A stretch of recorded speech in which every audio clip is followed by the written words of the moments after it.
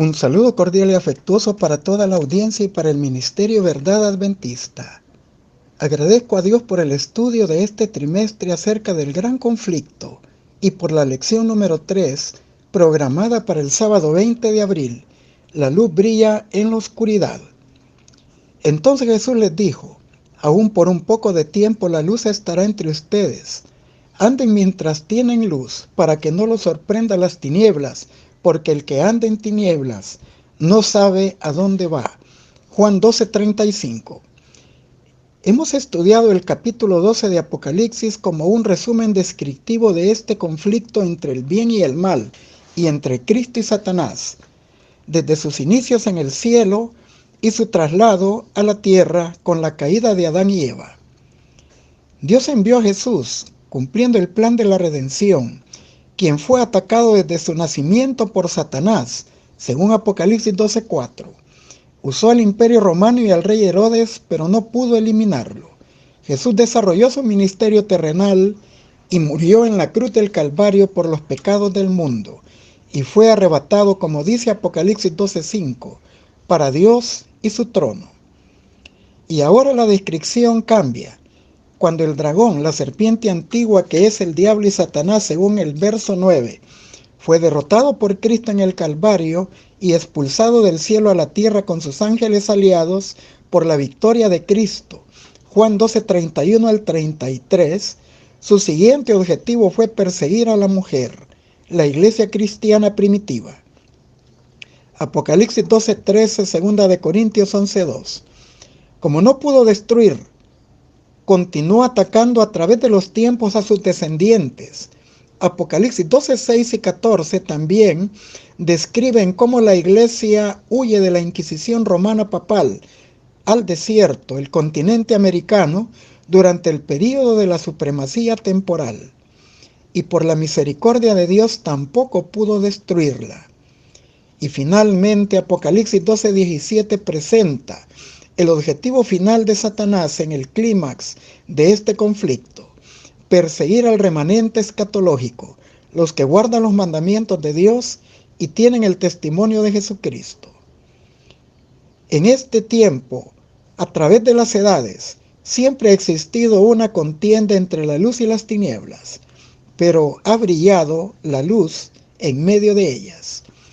En nuestro estudio del gran conflicto trataremos 3 métodos que ha usado Satanás para alejar al ser humano de Dios. 1. La transigencia con el pecado. 2. El sincretismo religioso. Y 3. El ataque a la autoridad de las Escrituras. Finalizamos siempre con las aplicaciones pertinentes. Comenzamos con la transigencia con el pecado.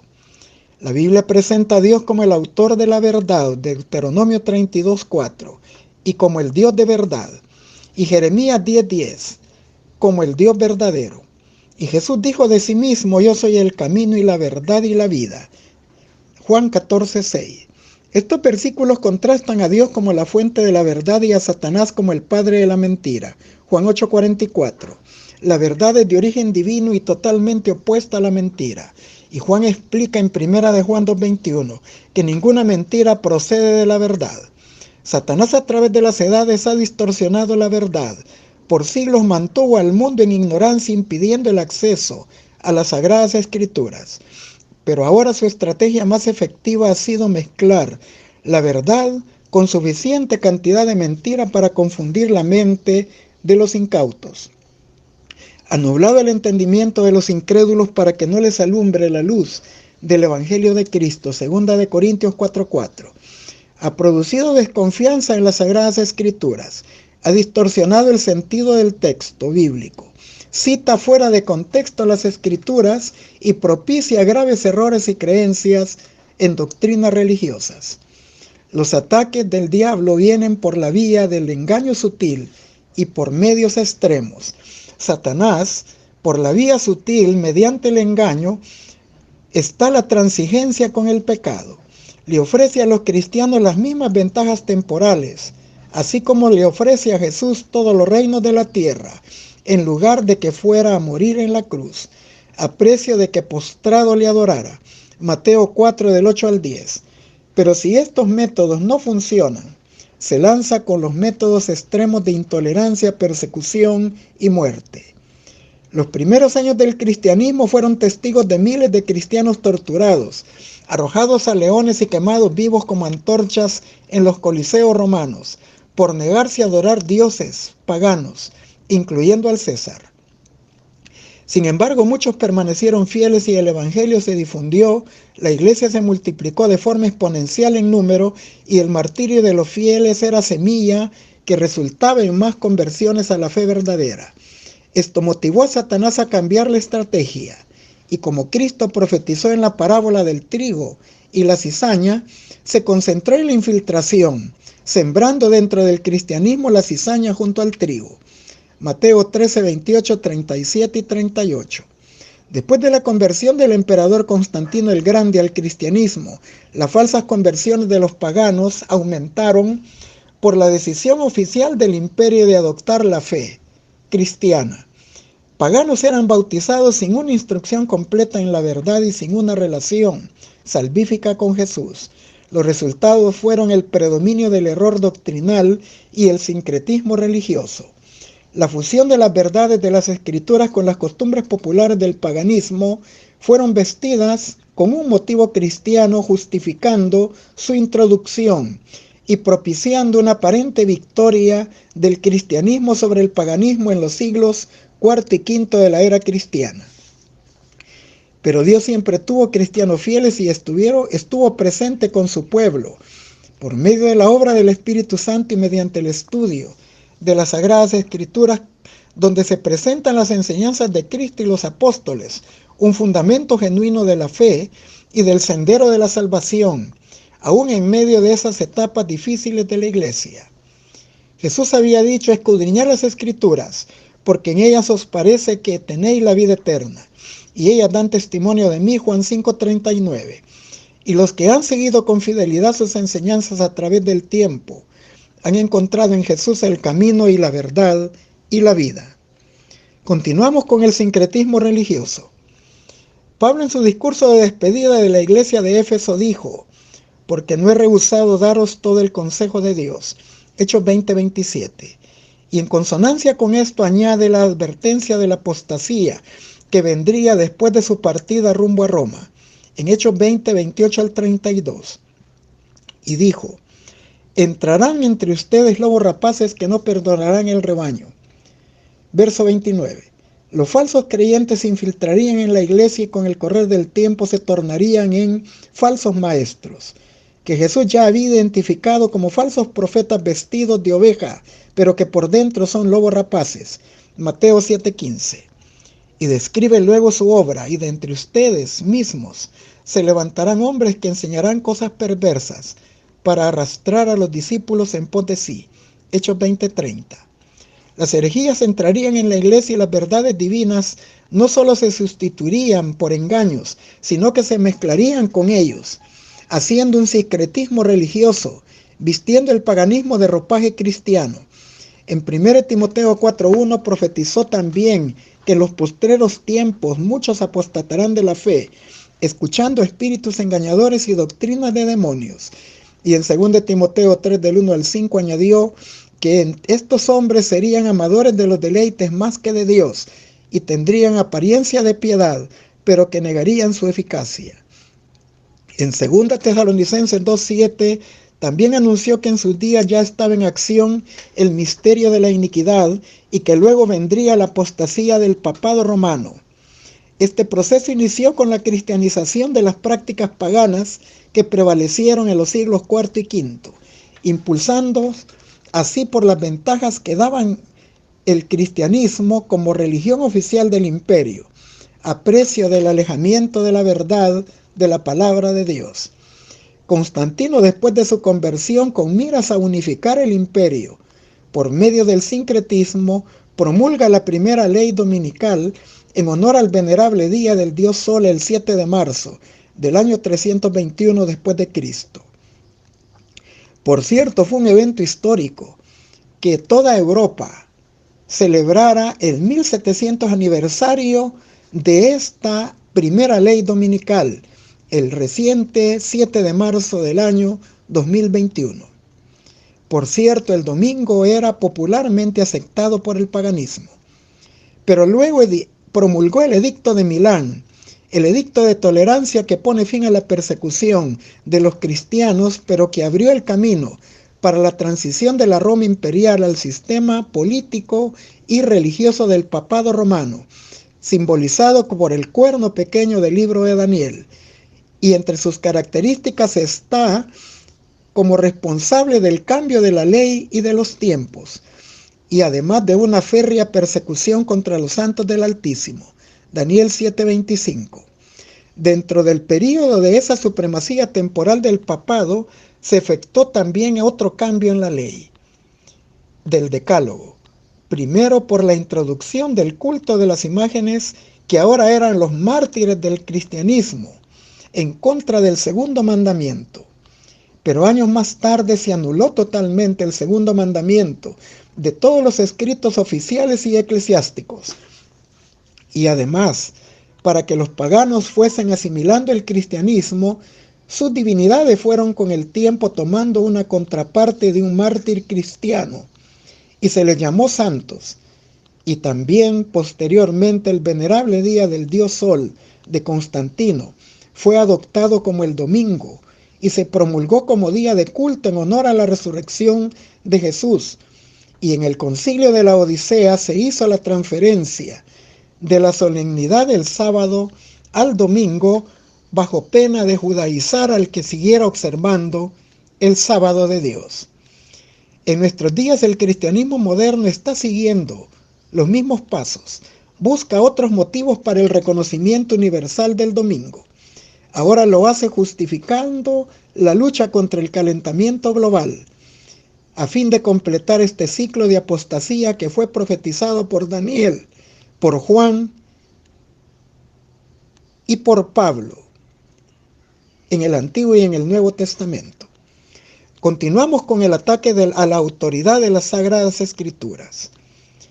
Las Sagradas Escrituras son el medio principal autorizado e infalible por el cual Dios se revela en su voluntad a los seres humanos.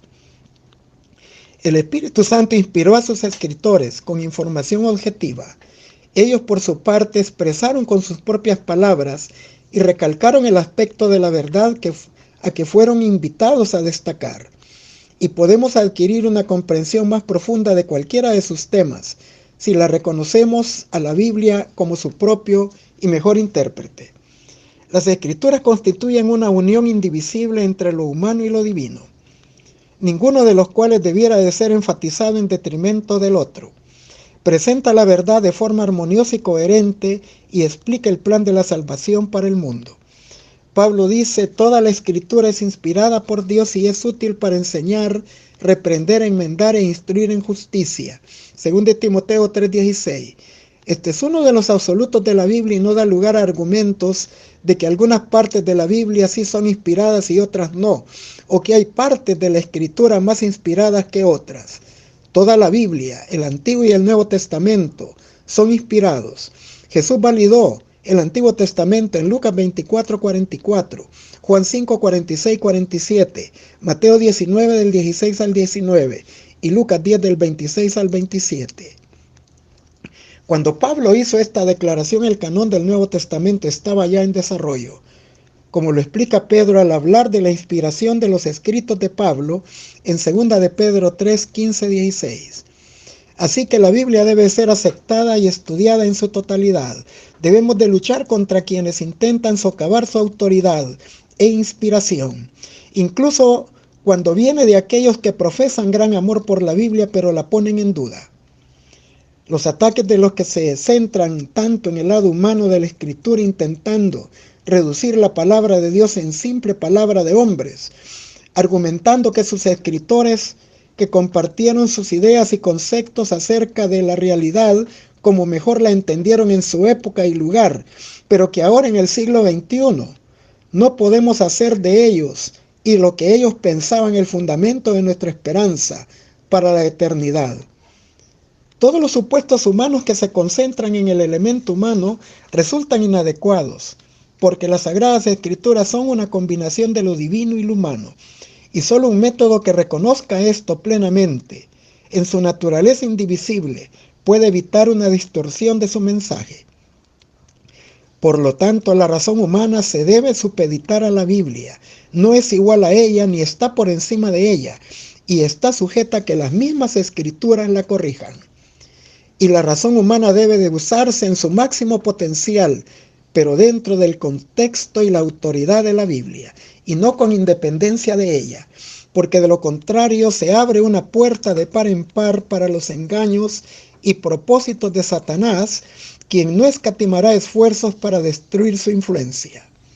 Sin la Biblia no podríamos conocer el plan de la salvación, ni la vida y obra terrenal y celestial de Jesús, ni su segundo advenimiento en gloria. Con mucha propiedad el salmista escribió: la suma de tu palabra es la verdad. Salmo 119, 160. En 2 Corintios 4, del 3 al 6, Pablo expone aspectos del gran conflicto entre el bien y el mal, entre la verdad y el error, y entre Cristo y Satanás. Podemos ver 2 Corintios 6, 14 y 15. Se describe que Satanás influye en la mente humana para que, utilizando su libre albedrío de forma equivocada, rechace la palabra de Dios y la verdad del Evangelio esté para ellos encubierta. Esto no es imputable ni al Evangelio ni por falta de la predicación, porque se predica a nivel mundial. Pablo aclara que está encubierto para los que se pierden si persisten en su rechazo. Ellos tienen un velo sobre ellos, han sido cegados, y si persisten en su incredulidad están perdidos y van rumbo a la destrucción eterna. Pero debemos de aclarar que es el pecado la causa más fuerte de la falta de discernimiento espiritual. Sofonías 1:17 dice: y atribularía a los hombres, y andarán como ciegos porque pecaron contra Jehová. Por esto muchos llaman a lo malo bueno y a lo bueno malo, y hacen de la luz tinieblas y de las tinieblas luz. Isaías 5:20.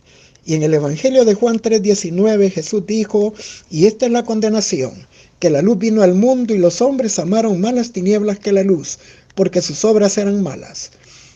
Podemos comprender entonces que en las dimensiones de este conflicto entre Cristo y Satanás está en juego quién controla la mente del hombre. La única forma en que nosotros podemos tener acceso a los misterios de la Biblia es por revelación divina. Esto lo dijo claramente Cristo en Mateo 11:27. Todas las cosas me han sido entregadas por mi Padre, y nadie conoce al Padre sino el Hijo, y nadie conoce al Hijo sino el Padre, y a aquel a quien el Hijo se lo quiera revelar. Y es por el Espíritu Santo como actúa Dios en nuestra mente y nos guía al conocimiento de la verdad. Pero cuando venga el Espíritu de verdad, Él lo guiará a toda la verdad. Juan 16:13. Pero otros de los errores que prevalecen y promocionan Satanás y sus instrumentos es hacer del razonamiento humano su propia norma de conciencia para el bien y el mal. Pero Jeremías 17:9 advierte que engañoso es el corazón más que todas las cosas y perverso, ¿y quién lo conocerá? Y Proverbios 16:25 añade: hay camino que parece derecho al hombre, pero su fin es camino de muerte. No podemos confiar en los sentimientos que provienen de un corazón no convertido. No poseemos por nosotros un juicio santificado ni conciencia iluminada por el Espíritu Santo, porque esto solo es posible a través del estudio de las Sagradas Escrituras con oración. Qué importante es que hagamos de la palabra de Dios nuestro árbitro final de la verdad y de la moralidad. Jesús dijo: escudriñad las Escrituras, porque a vosotros os parece que en ellas tenéis la vida eterna, y ellas son las que dan testimonio de mí. Juan 5:39. Cristo siempre ha tenido hombres y mujeres que por su gracia han defendido con valentía la verdad. Esto fue realidad en los primeros siglos del cristianismo, donde la luz, el amor y la gracia y la verdad brillaron en la oscuridad. Pero nosotros esperamos que este milagro se vuelva a repetir cuando se cumpla Apocalipsis 18:1, cuando el ángel fuerte descienda del cielo y alumbre la tierra con la gloria del conocimiento de Dios y de su verdad, cuando el fuerte pregón del tercer ángel con el poder de la lluvia tardía del Espíritu Santo llene del conocimiento de Dios toda la tierra. Finalizamos con las aplicaciones pertinentes. Las verdades que se encuentran explicadas con la mayor claridad en la Biblia han sido envueltas en dudas y oscuridad por hombres doctos que con ínfulas de gran sabiduría enseñan que las Escrituras tienen un sentido místico, secreto y espiritual que no se echa de ver en el lenguaje empleado en ellas. Estos hombres son falsos maestros. Fue a personas semejantes a ellas para quienes Cristo declaró: erráis ignorando las Escrituras y el poder de Dios. Marcos 12:24. El lenguaje de la Biblia se debe de explicar de acuerdo con su significado manifiesto, a no ser que se trate de un símbolo o de una figura. Cristo prometió: si alguno quiere hacer la voluntad del Padre, conocerá de mi enseñanza, si es de Dios. Juan 7:17. Si los hombres quisieran tan solo aceptar lo que la Biblia dice, y si no hubieran falsos maestros para alucinar y confundir las inteligencias, se realizaría una obra que alegraría a los ángeles y que traería al rebaño de Cristo a miles y miles de almas actualmente sumidas en el error. El conflicto de los siglos, página 584.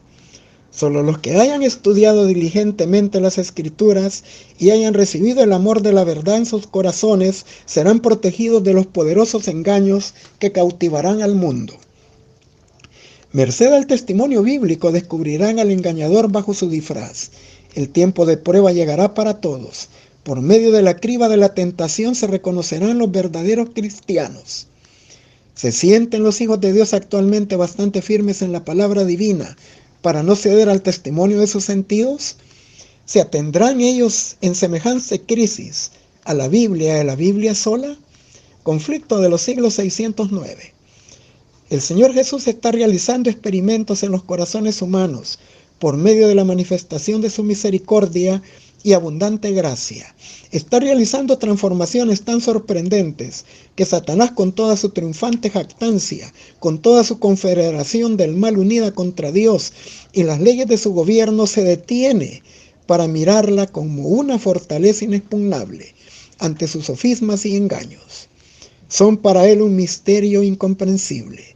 Los ángeles de Dios, serafines y querubines y los poderes, comisionados para cooperar con los agentes humanos, contemplan con asombro y gozo cómo hombres caídos, una vez hijos de la ira, están desarrollando por la enseñanza de Cristo caracteres a la semejanza divina para ser hijos e hijas de Dios y para desempeñar una parte importante en las ocupaciones del cielo.